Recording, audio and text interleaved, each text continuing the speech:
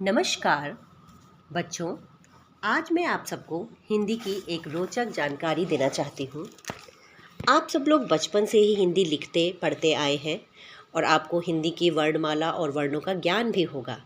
लेकिन आपको पता है कि जब भी हम कोई वर्ण लिखते हैं तो उसके ऊपर जो हम लोग एक रेखा खींचते हैं उसे हम क्या कहते हैं? नहीं पता? मैं बताती हूँ आपको। उसको हम लोग कहते हैं शिरोरेखा। शिरोरेखा वह रेखा होती है जो हम किसी भी वर्ण के ऊपर लगाते हैं।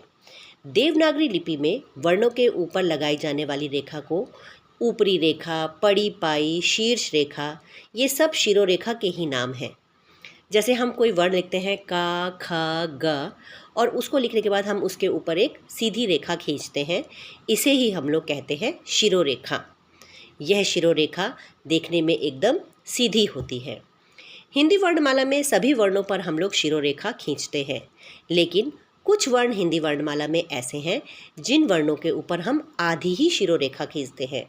जिन वर्णों के ऊपर श, थ, ध, भ, श, श्र, ये जो वर्ण हैं, इन वर्णों को आप देखोगे जिनके ऊपर एक छोटा सा गोला भी होता है, उस गोले को छोड़कर आधे वर्ण में हम लोग शिरोरेखा लगाते हैं।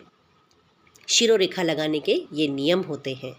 शिरोरेखा लगाने का एक नियम यह भी है कि जैसे हम कभी भी वर्ण या शब्द लिखते हैं तो शिरोरेखा बिल्कुल उस वर्ण पर लगी हुई होनी चाहिए, ना उसके ऊपर होनी चाहिए ना उसके नीचे। जैसे उदाहरण के तौर पर राम एक अच्छा लड़का है, तो इस वाक्य में देखिए शिरोरेखा बिल्कुल वर्णों के ऊपर लगी है। इस प्रकार आज हम लोगों ने एक नए अध्याय, एक नए चीज़ को सीखा जिसका नाम है शिरोरेखा। मैं आशा करती हूँ कि आपको ये ज्ञान अच्छा लगा होगा। धन्यवाद।